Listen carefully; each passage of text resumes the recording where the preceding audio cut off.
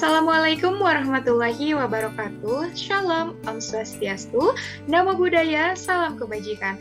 Halo semuanya, perkenalkan nama saya Laila Ramadanti dengan NIM 2006746 dari kelas 2A Program Studi Pendidikan Bisnis Universitas Pendidikan Indonesia. Pada kesempatan kali ini, saya akan sedikit membahas materi mengenai manajemen keuangan pendidikan atau manajemen keuangan di sekolah. Nah, sebelum masuk ke dalam manajemen keuangan di sekolah, kita harus mengetahui dulu konsep dari manajemen keuangan. Manajemen keuangan adalah manajemen terhadap fungsi-fungsi keuangan. Sedangkan fungsi dari keuangan menurut Su'ad Husnan pada tahun 1992 adalah menggunakan dan mendapatkan dana. Fungsi dari manajemen secara garis besar itu meliputi proses perencanaan, pelaksanaan, dan pengendalian. Sedangkan dalam konsep manajemen keuangan, fungsi tadi meliputi penganggaran, akuntansi, pengauditan, dan pelaporan. Keberhasilan dalam suatu proses keuangan di suatu lembaga biasanya dapat diukur dari produktivitas dan laporan tanpa adanya kecurangan dan wajar tanpa pengecualian. Nah, setelah mengetahui konsep dari manajemen keuangan, kita dapat mengetahui apa itu manajemen keuangan sekolah. Nah, manajemen keuangan atau manajemen pembiayaan sekolah adalah suatu pengaturan uang yang meliputi penggalian sumber, pengalokasian, pemanfaatan, dan pertanggungjawaban keuangan yang digunakan untuk menyelenggarakan pendidikan dalam rangka agar tercapainya tujuan dari pendidikan di sekolah. Dalam manajemen keuangan sekolah ini memiliki 3 tujuan utama, yaitu menjamin dana agar dana yang tersedia dipergunakan untuk kegiatan harian sekolah dan menggunakan kelebihan dana untuk diinvestasikan kembali. Yang kedua, untuk memelihara aset-aset sekolah, dan yang ketiga adalah agar menjaga peraturan-peraturan serta praktik penerimaan, pencatatan, dan pengeluaran uang agar dapat diketahui dan dilaksanakan secara transparan. Organisasi pendidikan sebagai organisasi sektor publik. Manajemen keuangan dalam lembaga pendidikan berbeda dengan manajemen keuangan perusahaan yang berorientasikan pada profit atau laba. Nah, organisasi pendidikan ini dikategorikan sebagai organisasi sektor publik yang nirlaba atau non-profit. Oleh karena itu, manajemen keuangan pendidikan ini memiliki keunikan tersendiri sesuai dengan misi dan karakteristik dari pendidikan. Apa aja sih ciri-ciri dari organisasi sektor publik ini? Nah, ada 4 ciri-ciri dari organisasi sektor publik adalah sebagai berikut. Yang pertama, organisasi ini dijalankan tidak untuk mencari keuntungan finansial. Yang kedua, dimiliki secara kolektif oleh publik. Yang ketiga, kepemilikan atas sumber daya tidak digambarkan dalam bentuk saham yang dapat diperjualbelikan. Yang keempat, keputusan-keputusan yang terkait kebijakan maupun operasional didasarkan pada konsensus.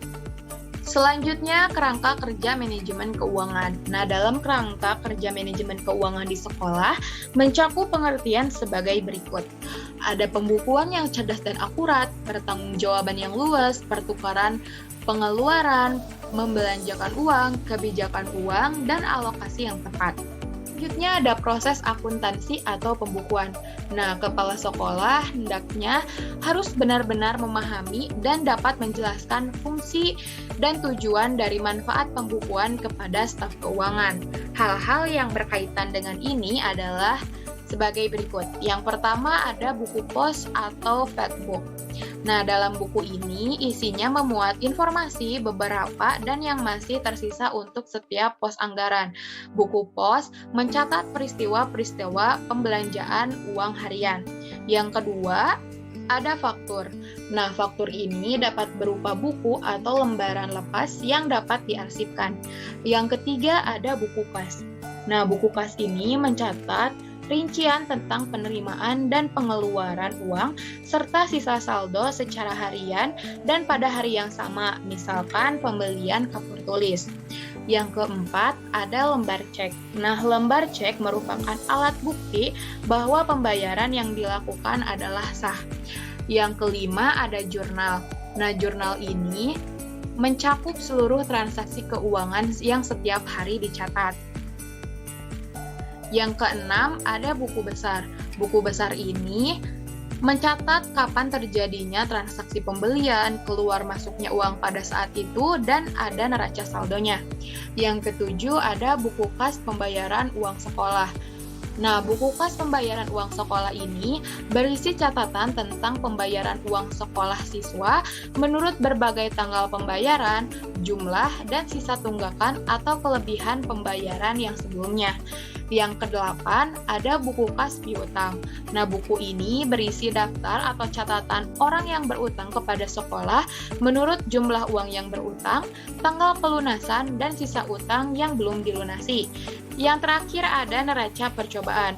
Tujuan utama diadakannya neraca percobaan ini ialah untuk mengetahui secara tepat keadaan neraca pertanggungjawaban keuangan secara tepat, misalkan untuk mingguan. Yang selanjutnya ada peran komite sekolah dalam keuangan sekolah. Apa aja sih peran dari komite sekolah itu? Nah, peran komite sekolah ini tidak hanya sebagai mediator, kontrol, evaluator, dan yang menjembatani antara masyarakat dan sekolah. Namun, perannya ini lebih berkembang dengan lahirnya Peraturan Menteri Pendidikan dan Kebudayaan Nomor 75 Tahun 2016 tentang Komite Sekolah yang tugas dan peran dan tanggung jawab dari komite sekolah. Yang artinya peran itu memiliki kemajuan atau dengan kata lain bahwa peran komite sekolah ini diperluas dan akuntabilitasnya diperketat. Yang kedua, Pengaturan Presiden Nomor 87 Tahun 2016 tentang Satuan Tugas Sapu Bersih Pungutan Liar atau Saber Pungli yang bisa menjangkau sekolah agar tidak terjadi pungutan-pungutan yang tidak bertanggung jawab. Oleh karena itu, komite dapat berperan aktif dalam penggalangan dan pemanfaatan dana di sekolah dan tidak terjerat dari saber pungli. Kali ini saya cukupkan sekian, mohon maaf bila banyak kekurangan. Wassalamualaikum warahmatullahi wabarakatuh.